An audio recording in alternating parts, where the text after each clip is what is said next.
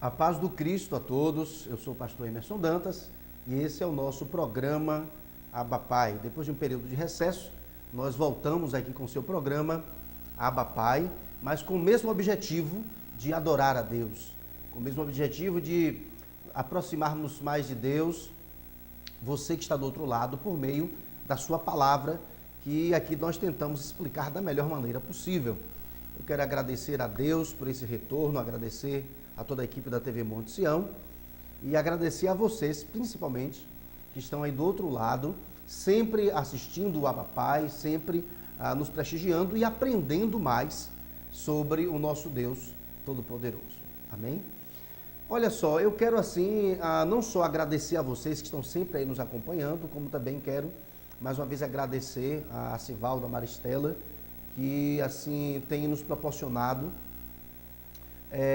condições maravilhosas para nós estarmos assim compartilhando a palavra de Deus. Quero parabenizar aqui a TV Monte Sião, parabenizar os demais programas e principalmente os programas mais novos que agora estão assim também fazendo parte da nossa grade de programações. Então, Deus abençoe a todos aqueles que aqui já estavam e também aqueles que estão chegando, tá certo?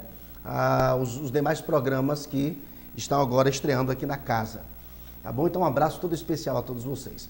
Bem, amados, o pastor Emerson Dantas é pastor da Igreja Batista Abba, aqui Brasil, Bahia, Feira de Santana.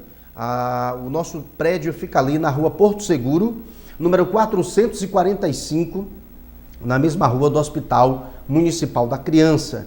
E as nossas programações são as seguintes: todas as quintas-feiras, às 19h30 ou 7h30 da noite, nós temos o nosso culto de doutrina, que tem sido muito elucidativo. Temos também às sextas-feiras, 20 horas ou 8 da noite, o nosso culto de oração.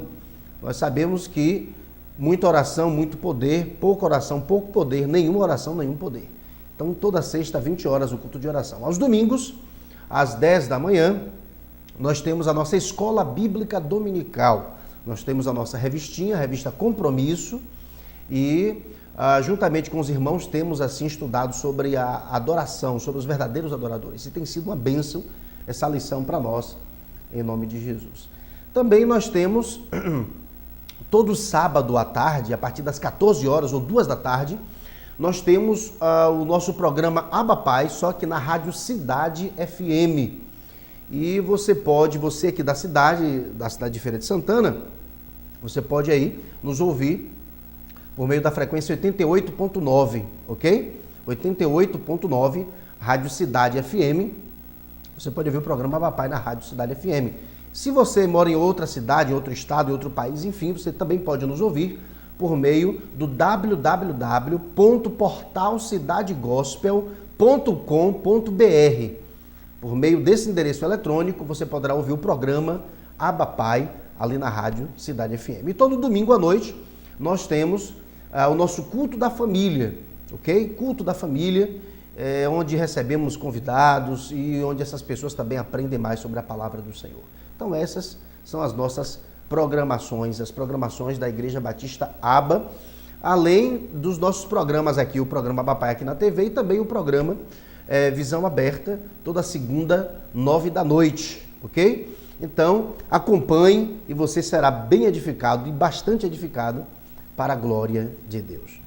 Bem, amados, nós estamos assim compartilhando com vocês alguns estudos sobre a teologia sistemática. Nós temos assim compartilhado com vocês estudos maravilhosos e lembrando que a teologia é uma ciência e, como qualquer ciência, possui matérias, e uma das matérias é a teologia sistemática. E como o próprio nome diz, teologia é conhecimento de Deus e sistemática significa que procuramos estudar Deus a partir da sua autorrevelação na palavra de forma organizada. Por isso que o nome é teologia sistemática, o nome dessa matéria. Procuramos estudar as principais doutrinas da Bíblia de forma racional, cronológica, se possível, organizada, a fim de que possamos ter um entendimento claro da verdade revelada na palavra de Deus, ok? Então, nós vamos dar prosseguimento aqui ao nosso estudo da teologia sistemática. Já estudamos, assim, vários outros tópicos da teologia sistemática e hoje nós estaremos dando continuidade ao estudo de antropologia. Nós sabemos que a palavra antropologia, como já falamos no programa anterior, é uma palavra grega composta, onde antropos é homem e logos, logia vem de logos, conhecimento.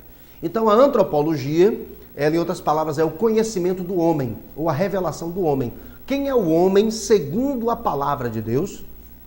No programa passado, ainda falando sobre antropologia, nós vimos que a origem do homem é explicada secularmente, sobretudo por meio da teoria da evolução, e também vimos que a Bíblia tem uma explicação para o surgimento do homem. E como nós cremos que a Bíblia é a palavra de Deus, nós cremos que aqui está a revelação correta sobre o surgimento do homem, ok? Então nós estaremos dando assim continuidade à antropologia e eu gostaria de que você já assim pudesse visualizar esse nosso primeiro slide que está aí, como sempre, estamos assim com bonitos slides aqui, bonitas ilustrações, a fim de que aquilo que compartilhamos com vocês possa chegar até vocês de forma mais clara, ok? De forma mais clara. Então nós temos aí o primeiro slide, teologia sistemática, que é essa matéria da teologia que estudamos, e especificamente falando, estamos estudando a antropologia. Tivemos a primeira aula, tá? Foi a última gravação nossa, e hoje nós temos assim a segunda e última aula da antropologia. Então, teologia sistemática, antropologia, e percebemos este homem aí diante da cruz. O homem, ele é um ser que naturalmente necessita, ele sabe que necessita de um ser que ele sabe que ele é superior, e é por isso que o homem busca naturalmente a Deus, busca esse ser superior. Muito embora alguns sejam ateus, não é? Muitos não acreditam em Deus, mas a maioria das pessoas, elas entendem que existe um ser que nos é superior e a quem nós devemos adorar e prestar contas. Vamos assim ao nosso próximo slide, teologia sistemática, antropologia, e aí está o esboço geral. Na aula anterior nós estudamos a origem do homem, tá? Onde falamos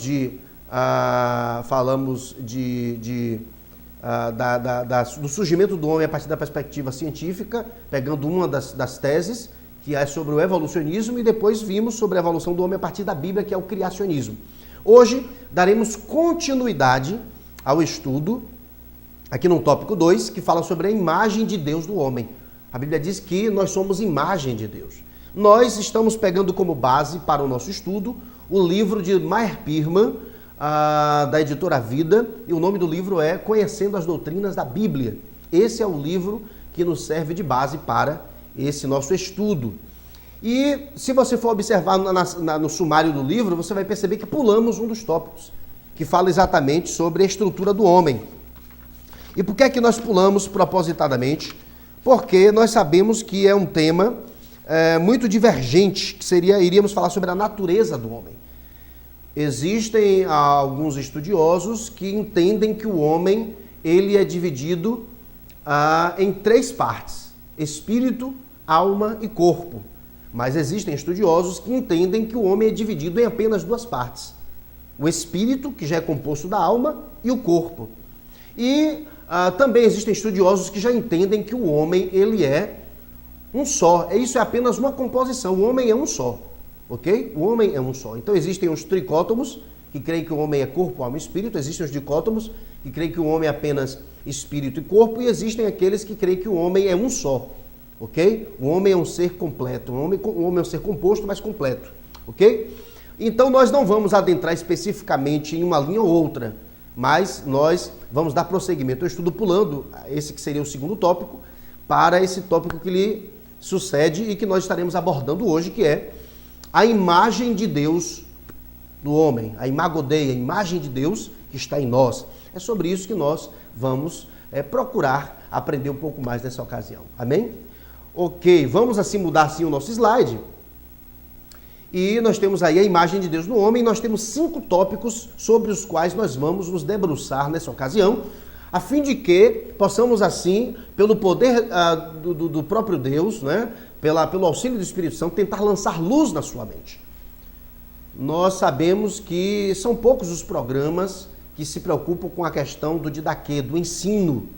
Temos muitas pregações, mas estudos são poucos. Se formos comparar numericamente, os programas, as palavras que são voltadas para o estudo são poucas, mas são de muita importância.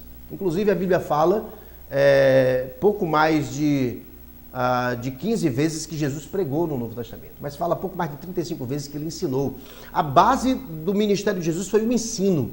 Geralmente na pregação há um monólogo, é o querigma, mas no didaquê há um diálogo, é o ensino, onde o mestre fala e os talmidim, os discípulos também interagem e todos aprendem, inclusive aquele que está ali coordenando, não é? No nosso caso aqui não é possível o diálogo, porque eu estou aqui desse lado da câmera e você do outro lado.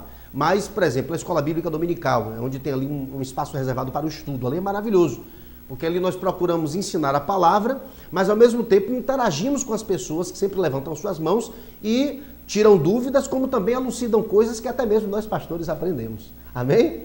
Muito bem. Então, nós temos aí esses 5 tópicos. O primeiro tópico é parentesco com Deus. Parentesco com Deus. Nós temos a imagem de Deus, nós somos a imagem e semelhança de Deus. E por quê? Porque nós temos um parentesco com Deus. Segundo tópico, nós somos a imagem de Deus porque nós temos um caráter moral, que também vem da parte de Deus. Deus é um ser moral. Também nós somos munidos de razão, porque Deus é um ser racional. Também temos a capacidade para a imortalidade. Deus nos fez imortais. Então o homem, ele é imortal, ele não será destruído. Alguns irão viver eternamente na presença de Deus, mas outros viverão, infelizmente, no tormento eterno. Será um sofrimento eterno, porque o homem é imortal, assim como Deus também o é. E o ponto 5, domínio sobre a terra. Domínio sobre a terra. Deus, ele é soberano, ele é quem coordena todas as coisas. Mas o mais interessante é que quando ele fez o homem, ele o fez como sua imagem e semelhança, e ele também proporcionou ao homem o privilégio que ele tem de coordenar, de supervisionar, de liderar. E ele entregou ao homem a administração do mundo material no qual nós estamos. Né? Deus é maravilhoso. Até isso ele queria que nós experienciássemos, a fim de que pudéssemos assim ter essa experiência que ele tem, não é? De governar, de administrar. Enfim, esses são os 5 tópicos sobre os quais nos debruçaremos. E estamos estudando o quê? Teologia, especificamente teologia sistemática, especificamente antropologia, ou a doutrina do homem, e hoje especificamente a imagem de Deus no homem, e vamos ver por meio desses pontos aí que de fato nós somos imagem e semelhança do Deus Todo-Poderoso. Vamos agora adiantar? Ok, vamos lá, temos esse primeiro ponto aí, que nos diz o seguinte: o homem foi criado à semelhança de Deus, foi feito como Deus em caráter e personalidade. E em todas as escrituras, o ideal e alvo exposto diante do homem é o de ser semelhante a Deus, conforme Efésios capítulo 5, versículo 1. E ser como Deus significa ser como Cristo, que é a imagem do Deus invisível. Efésios 5:1, aqui o apóstolo Paulo escrevendo essa cartinha para os cristãos da igreja que estava na cidade de Éfeso, ele diz o seguinte: sede, isso aqui é imperativo lá no grego, é uma ordem, sede, pois, imitadores de Deus, como filhos amados. Amém, queridos? Então, Deus, ele tem uma estrutura, e ele criou o homem, e também colocou nesse homem essa sua estrutura, nesses aspectos que acabamos de enumerar aqui. Né? E o que é que Deus espera de nós? Deus espera que nós sejamos cada vez mais semelhantes a Ele, na pessoa de Jesus, porque Jesus, ele foi e é o modelo do ser humano perfeito. Então Deus, ele tabernaculou entre nós, Deus, ele se vestiu de homem, viveu aqui como modelo do céu, a fim de que, apesar das nossas deficiências e limitações, busquemos, através da santificação, nos parecer mais com Jesus, que é esse modelo do céu, esse paradigma do céu. Você entende? Então, Deus, foi Ele quem nos criou, Ele soprou em nós o seu fôlego de vida, que vamos ver aqui adiante, e Deus, o que é que Ele espera de nós, né? Sobretudo nós que decaímos da posição em que estávamos antes do pecado. Ele espera que voltemos ao estado em que Adão e Eva viviam antes do pecado. E nós precisamos, aqui nesta vida, sabemos que aqui não alcançaremos a estatura do varão perfeito, ou seja, não seremos perfeitamente semelhantes a Jesus enquanto estivermos aqui nessa carne, mas por meio desse processo de santificação, dessa busca de nos parecermos com Cristo, nós estaremos evoluindo com a ajuda dele e definitivamente seremos idênticos a Jesus depois que formos assim arrebatados e formos morar no estado eterno. Amém? Então esse é o objetivo principal de nós cristãos, é buscarmos ser mais semelhantes a Jesus. Quando somos mais semelhantes a Jesus, o coração de Deus se alegra, o nosso coração se alegra, o coração de quem está ao redor se alegra.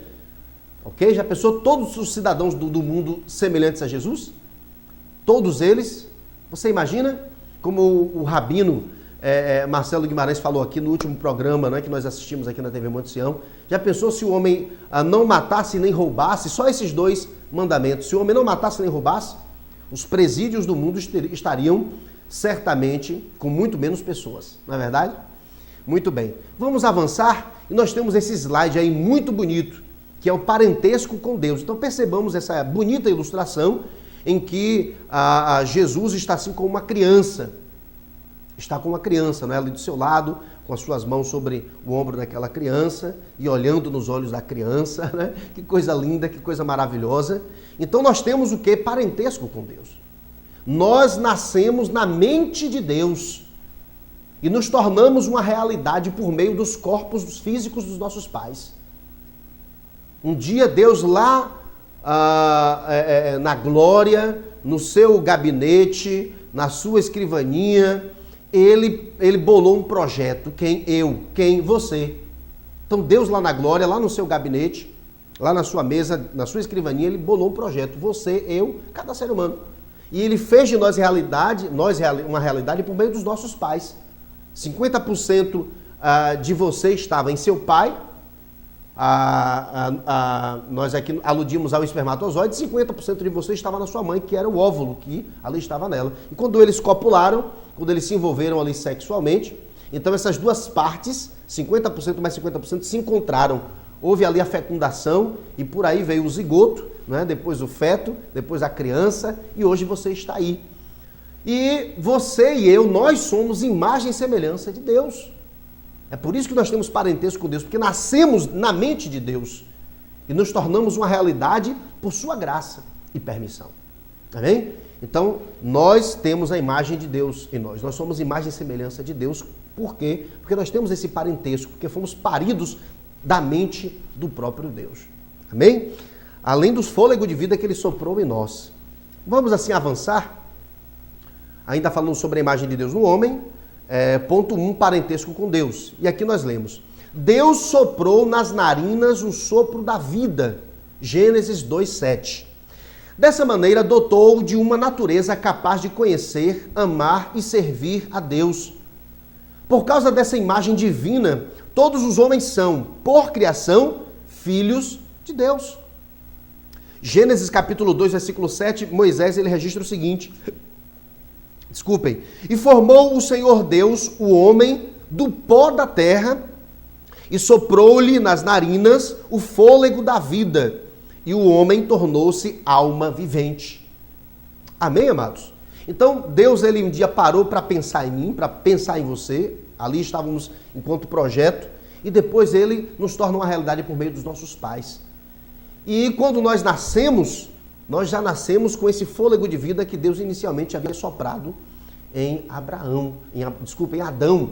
E é por isso que nós somos imagem e semelhança de Deus. Por isso que nós somos parentes de Deus.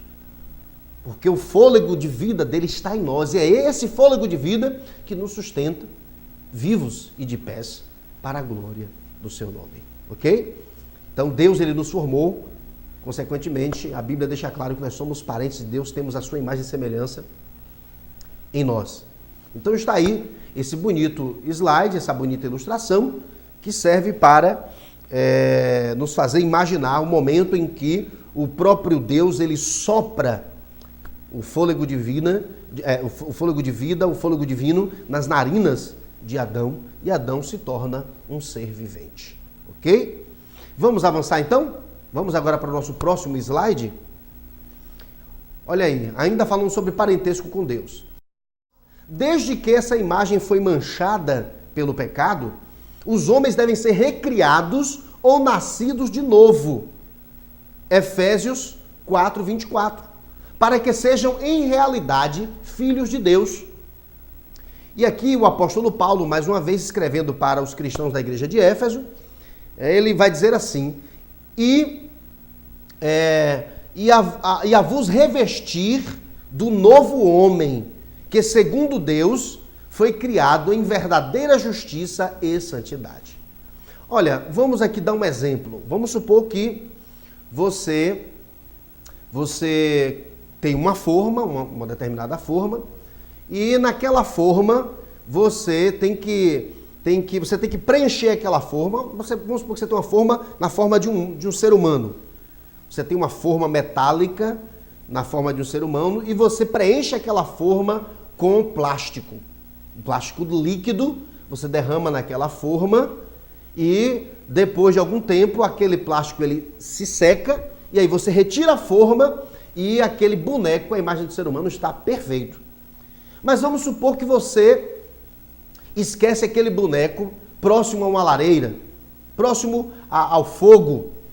Aí o que é que acontece? Aquele boneco plástico, próximo ao fogo, ele vai começar o quê? A ser deformado. O calor vai deformar aquele boneco de plástico, de maneira que ele não ficará mais semelhante à forma que o fizera. E aí, a pessoa que havia criado o boneco e o havia esquecido diante do fogo, ele percebe que o boneco já está agora deformado. O que é que ele faz? Ele pega aquele boneco novamente, derrete completamente, novamente joga na forma e depois tira novamente o boneco refeito. Isso é apenas uma ilustração que me veio à mente aqui agora para poder dizer para você que nós somos feitos da forma de Deus. Adão e Eva, antes do pecado, eles eram esse primeiro boneco feito aí com perfeição. Mas depois que Adão e Eva pecaram, o que é que acontece? O caráter de Deus que estava em Adão e Eva ficou deformado. Você entende isso? Ficou deformado. É por isso que Adão e Eva foram expulsos do paraíso. Agora, como é que se faz para que esse caráter seja restaurado? Lembre que o boneco, depois de deformado, foi novamente derretido e colocado novamente ali naquela forma. Como é que a pessoa que se tornou deformada pelo pecado, ela pode voltar a ser aquela pessoa semelhante a Jesus? Exatamente quando ela passa pelo processo da metanoia, da conversão. E isso acontece quando essa pessoa, ela para ouvir a mensagem do Evangelho, entende a proposta do Evangelho, por revelação espiritual, entende que aquela melhor proposta que existe para um ser humano sobre a face da terra, porque vem do próprio Deus. Então, quando ela ouve e compreende e automaticamente se rende a essa proposta, passa a viver aquilo que o próprio Deus, ele nos sugere por meio da sua palavra e até nos ordena. Então, essa pessoa, ela começa a lançar fora conceitos e valores equivocados que ela absorveu ao longo da sua caminhada, através da influência de pessoas, coisas, circunstâncias e por aí vai. E essa pessoa começa a colocar no seu lugar os conceitos e valores que a Bíblia diz. Como eu sempre falo, ninguém é totalmente ruim. Então, uma pessoa que vive uma vida de pecado, uma vida dissoluta, mesmo essa pessoa, ela possui conceitos e valores dentro dela que condizem com o que a Bíblia ensina. Isso aí ela vai preservar. Mas tudo aquilo que ela aprendeu e começou a colocar em prática, que ia de encontro à vontade de Deus, ela vai abrir mão disso e vai colocar aquilo que a Bíblia diz em seu lugar. Se a pessoa ela mentia, e a Bíblia diz que ela não deve mentir, porque quem mente é filho do diabo, essa pessoa ela vai deixar de mentir para poder falar a verdade. Isso é fácil? Não é fácil. O processo de santificação não é fácil. E até o último segundo de vida nosso estaremos lutando para nos santificar. Porque não existe essa coisa de que Deus me libertou, agora eu sou perfeitinho até morrer. Isso não existe. Temos que lutar todos os dias, porque nós somos tentados todos os dias. A possibilidade do pecado está ininterruptamente ao nosso redor e dentro de nós. E é por isso que o processo de santificação é algo, de certa forma, que exige de nós a renúncia. Então, queridos, é por isso que nós temos esse parentesco com Deus. Você entende? Então foi Deus quem criou o homem, foi Deus quem soprou no homem o fôlego de vida, e o homem, na pessoa de Adão e Eva, o homem, ele era perfeito, mas depois que Adão e Eva desobedecem a Deus e pecam, assim como Lúcifer já havia feito anteriormente, eles têm a imagem de Deus neles, ou seja, essa moral divina, essa razão divina, prejudicadas. E aí é necessário que esse homem se volte para o manual deixado por Deus para a humanidade, que é a Bíblia Sagrada.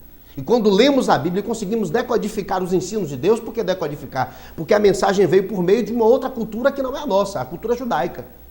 Por isso que na igreja devem ter doutores, mestres, enfim, pessoas que procurem entender a palavra e possam trocar em miúdos, conformando a revelação à nossa cultura, a fim de que entendamos o que é que Deus quer falar para nós depois de 2000 anos. Você entende isso? E aí, quando compreendemos o que a Bíblia quer dizer e nos esforçamos para viver o que a palavra ensina, aí começamos a ficar novamente semelhantes a Jesus. E cada pessoa que se entrega ao Cristo, cada pessoa que se torna talmidinha, ou seja, discípulo ou discípula de Jesus, essa pessoa ela está promovendo saúde para o mundo inteiro. Até o próprio governo ganha com isso, porque essa pessoa, a pessoa que serve a Deus, ela não vai querer beber, não vai querer fumar, não vai querer prostituir. Automaticamente as filas aí dos hospitais, sobretudo as filas do INSS, vão reduzir, porque mais pessoas estão sendo mais semelhantes a Jesus, não estão tendo problemas por causa da bebida, por causa do tabagismo, por causa da prostituição. O Evangelho beneficia, queridos, o mundo em todos os aspectos. E como eu sempre digo, o cristianismo não é mais uma religião, é uma proposta de superação à religião. É um estilo de vida. Você entende isso, meu irmão, minha irmã? Muito bem. Então vamos lá. Então, Paulo aqui ele fala para os crentes lá de Éfeso, para que eles se revestissem do novo homem. O que é isso? O que é esse novo homem? É um conceito. Ok? Esse novo homem aí é o quê? É o resultado da reflexão que você faz na palavra de Deus. E você vai mudando também por meio das suas atitudes, porque Deus é quem faz o milagre, mas eu preciso também fazer a minha parte. Ok? Aquele que rouba, não roube mais. Será que é tão fácil uma pessoa que roubava deixar de roubar? Se não for pelo poder de Deus, não vai existir isso, queridos. Muito bem, vamos avançar porque o tempo não para. Então nós temos essas duas ilustrações aí agora que falam sobre a queda e reconciliação do homem. Deus ele fez Adão e Eva perfeitos.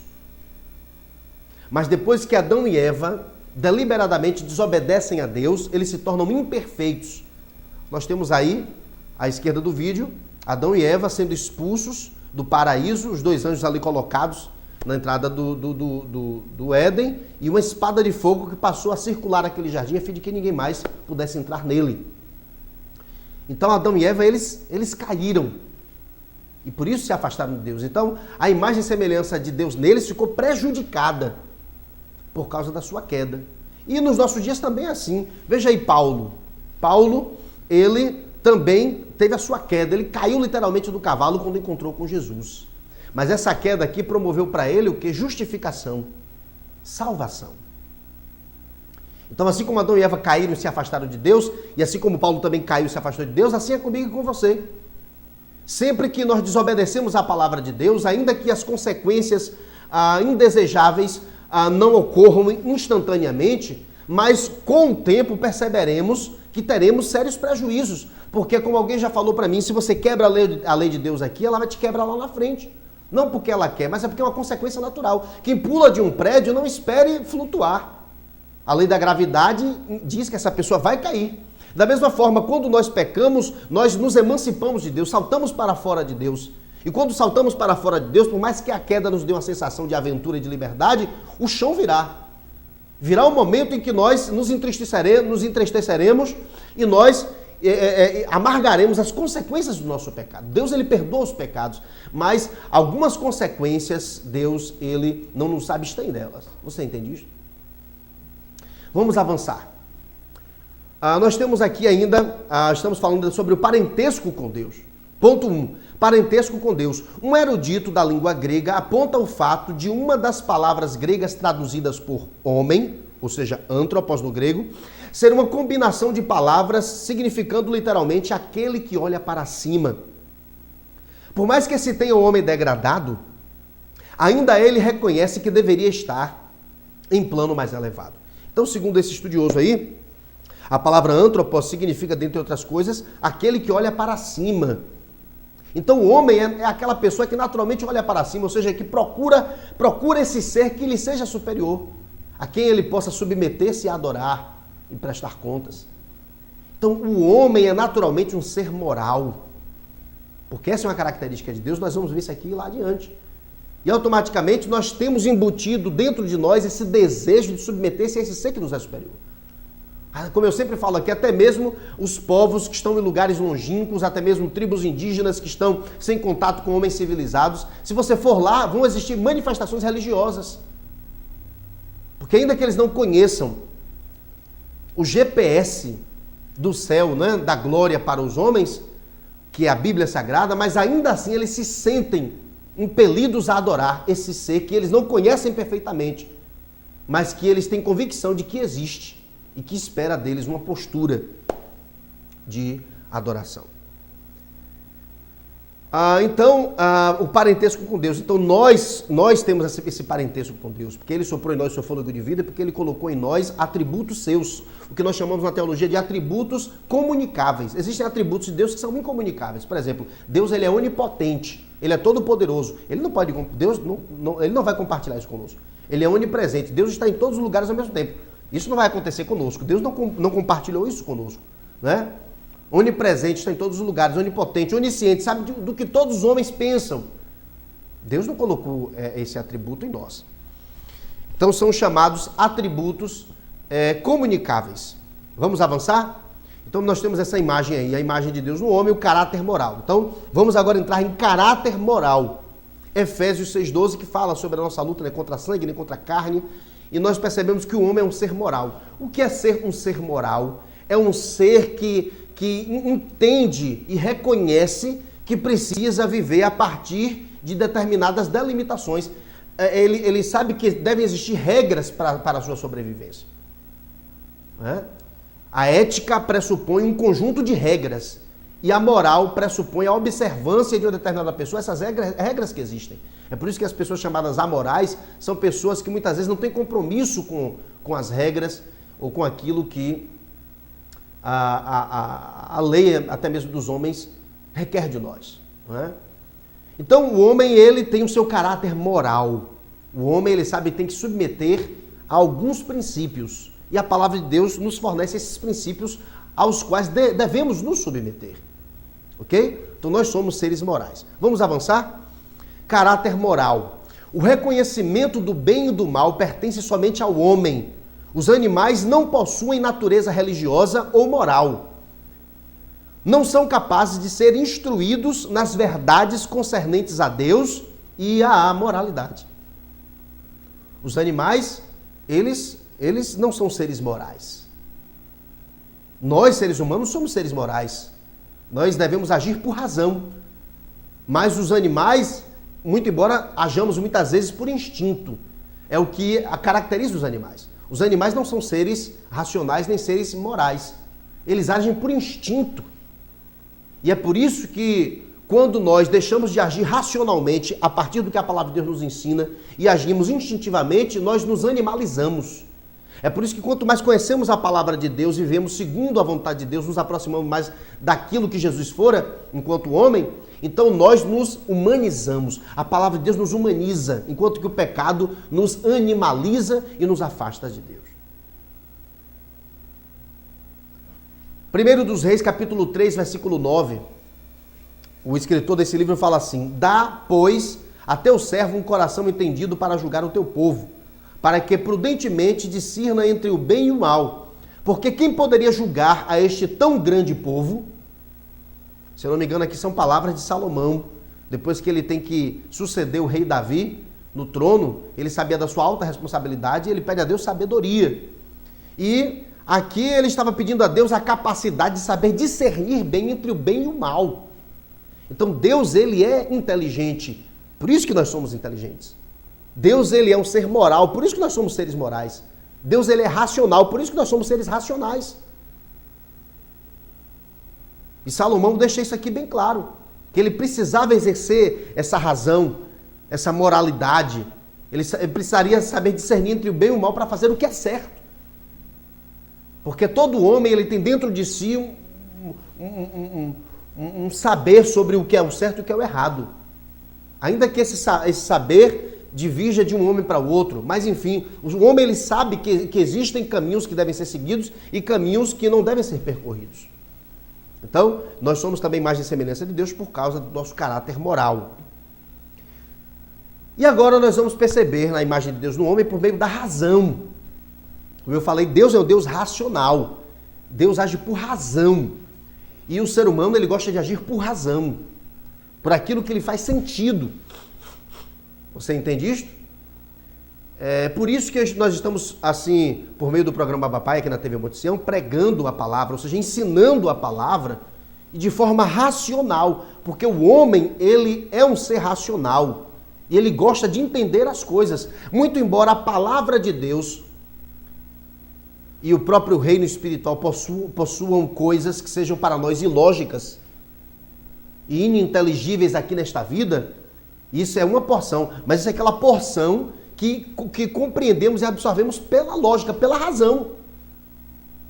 A revelação de Deus nos foi aqui confiada por meio de um instrumento racional, um livro. Deus usou mais ou menos 40 pessoas, entre 1.500 a 3.000 anos, para que deixar a sua revelação para nós. E como essa revelação foi deixada? Por meio da leitura. Então, para que eu possa acessar com mais profundidade a transcendência do Evangelho, a mística que está no Evangelho, eu preciso começar por um exercício racional, ou por um dos exercícios racionais, que é a leitura da palavra.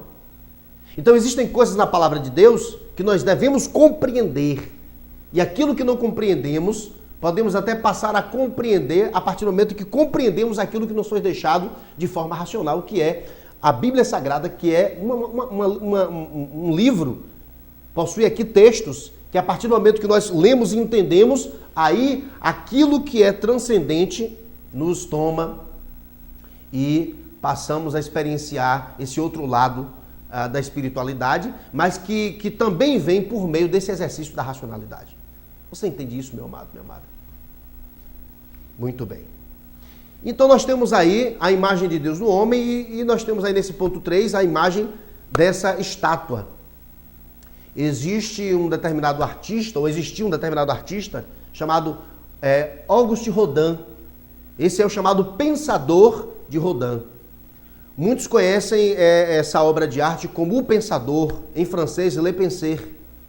Então esse pensador, na verdade O Pensador, Le Penseur, essa obra de arte feita por Rodin, em bronze, é uma das obras de arte mais conhecidas do mundo, mostra aí um homem em profunda introspecção.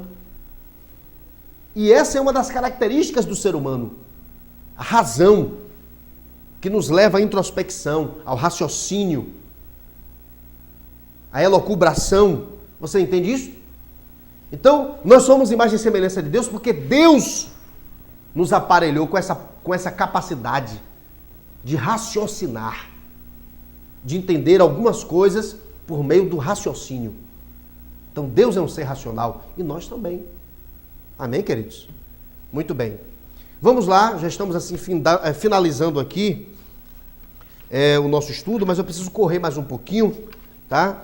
Para não me prejudicar aqui no horário. Então vamos lá. Então estamos aqui na razão. E aqui nos fala assim: o animal é meramente uma criatura da natureza.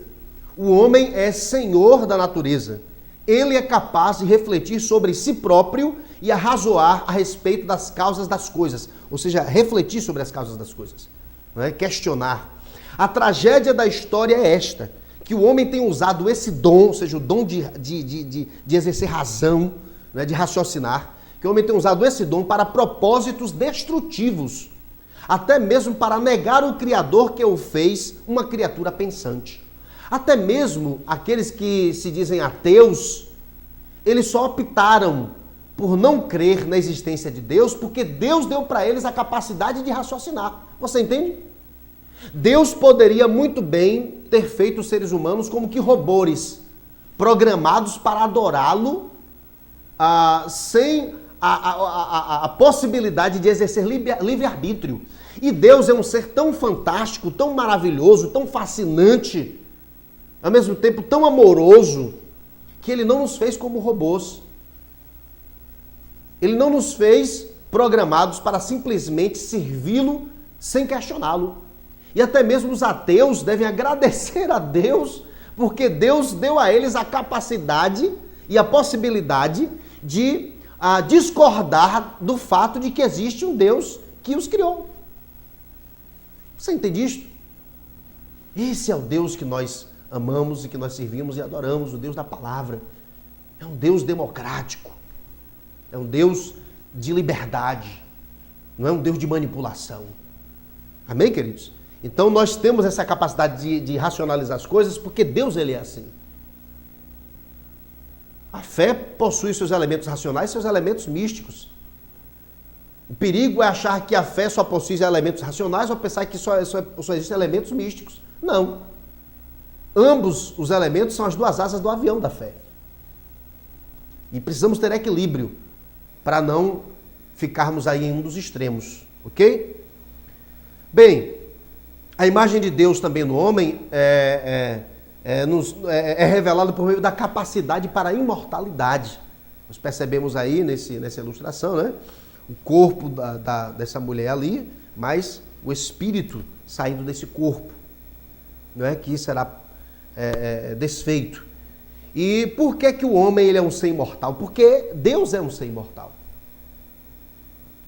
Só que, ao contrário de Deus, Deus ele não teve início e não terá fim. Ok? Nós somos seres assim como Deus, só que Deus não teve início e não terá fim. Nós tivemos início, mas uma vez criados não temos fim. E por que nós temos essa característica? Porque essa característica vem de Deus.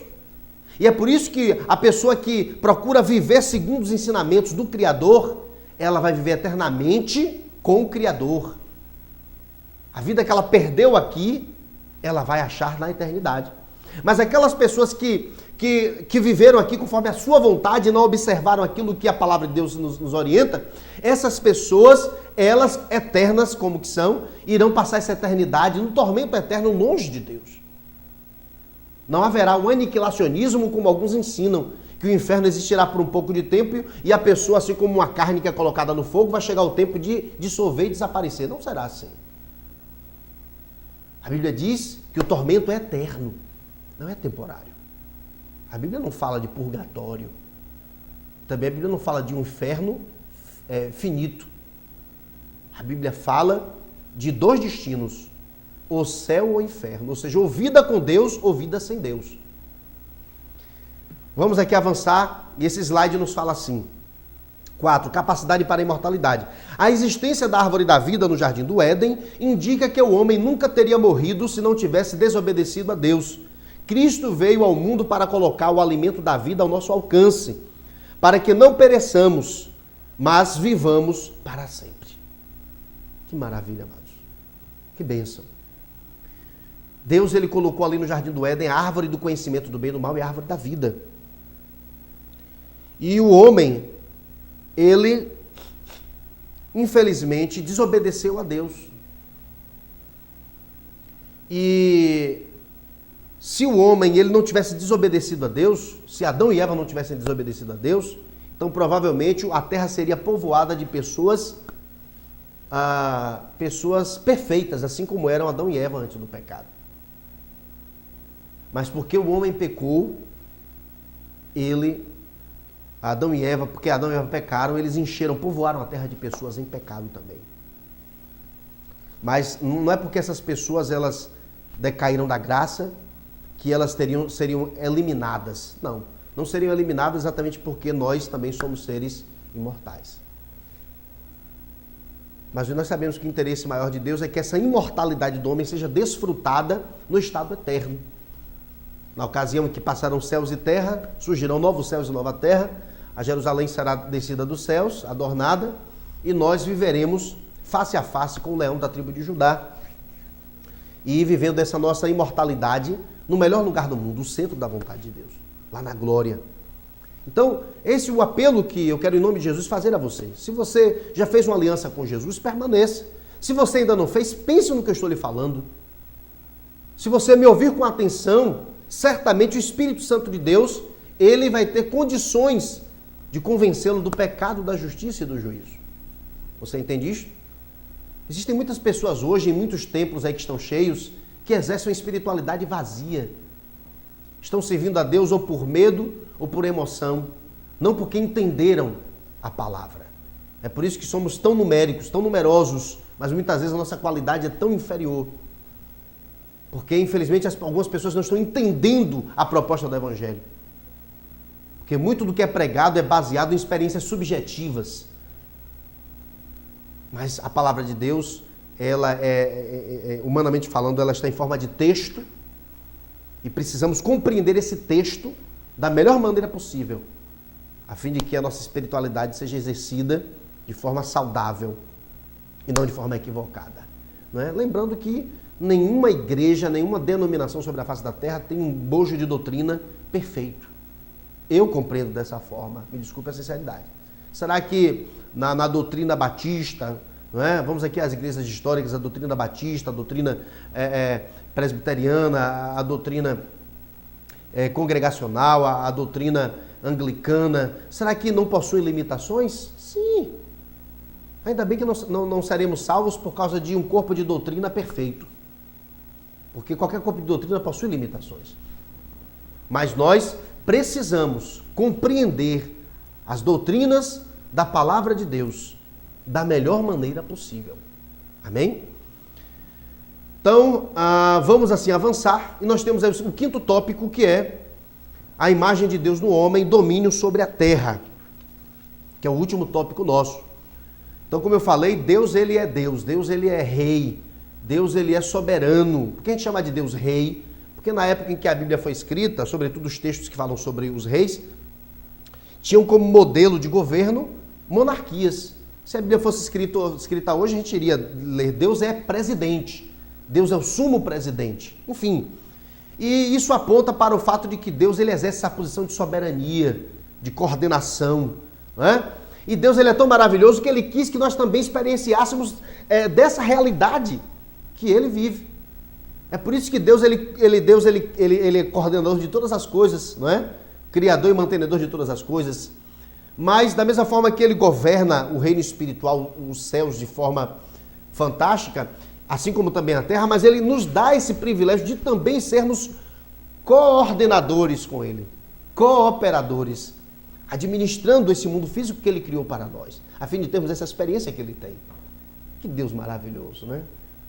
Ele quer que tenhamos as mesmas experiências agradáveis que ele também tem. Então nós temos aí essa ilustração desse bonequinho aí assentado com seu cetro, com sua coroa, mostrando que o homem ele tem esse quê de Deus em si. Ok? Vamos adiantar aqui. Domínio sobre a terra. Tá? Desculpe que percebi que agora no slide um errozinho aí. Domínio sobre as terras, não é? Domínio sobre a terra. O homem foi designado para ser a imagem de Deus com respeito à soberania. Gênesis capítulo 1, versículo 28. Todos os seres viventes sobre a terra estavam entregues na sua mão. Ele devia ser o representante visível de Deus em relação às criaturas que o rodeavam. É como o dono de uma empresa que confia a um determinado gerente a coordenação dos seus negócios. Gênesis capítulo 1, versículo 28, Moisés ele fala assim, escreveu assim: Então Deus os abençoou e lhes disse: Frutificai e multiplicai-vos, enchei a terra e sujeitai-a, dominai sobre os peixes do mar, sobre as aves do céu e sobre todos os animais que se arrastam sobre a terra. Que maravilha, não é? Que maravilha. E aqui nós chegamos ao final do nosso estudo, Gênesis 1, 28, mostrando que Deus colocou o homem para administrar a terra que ele criara. E nós temos também esse quê de Deus em nós. Vamos avançar aqui o nosso slide. Aqui nós temos a imagem de Deus no homem, domínio sobre a terra. A queda do homem resultou na perda e no desfiguramento da imagem divina. A inocência original e a integridade moral nas quais foi criado foram perdidas por sua desobediência. Portanto, o homem é absolutamente incapaz de salvar-se a si mesmo e está sem esperança, a não ser por um ato de graça que ele restaure a imagem divina. Este assunto será tratado mais detalhadamente no capítulo seguinte, onde entraremos em hamartiologia ou a doutrina do pecado. Ok? Entenderemos o pecado segundo a Bíblia. Então, próximo estudo, o pecado e os 5 tópicos. O fato do pecado, o pecado é fato. A origem do pecado, como tudo começou, a natureza do pecado, o que o pecado é de fato, e as consequências do pecado, o que o pecado promove. Temos aí o pecado, e querendo Deus, na próxima ocasião estaremos juntos, e certamente você vai aprender também muito mais. Vamos orar? Vamos orar nessa hora? Deus amado, em nome de Jesus, eu te agradeço pela tua palavra, eu te agradeço pelo teu Espírito que nos ensina a tua palavra, eu te agradeço porque essa palavra, meu Pai, é verdadeira e nos aproxima mais do Senhor e faz de nós pessoas melhores. Deus, nós te adoramos por quem és, te louvamos pelos teus feitos, agradecidos pelas muitas bênçãos e te damos graças por todas as coisas. Perdoa os nossos pecados, Senhor. Somos homens limitados, Pai, e precisamos do Senhor todo instante, meu Pai, a todo instante. Eu te peço, Senhor, fala aos nossos corações, as pessoas que assistem esse programa, em nome de Jesus. Amém. Vamos agora à bênção apostólica? Que o amor de Deus Pai, a graça do nosso Senhor e Salvador Jesus Cristo e as doces consolações do Espírito Santo de Deus sejam com todos nós, desde agora e para sempre, em nome de Jesus. Amém. Vamos assim nos encontrar no próximo programa, querendo Deus, tá bom? Tchau, tchau.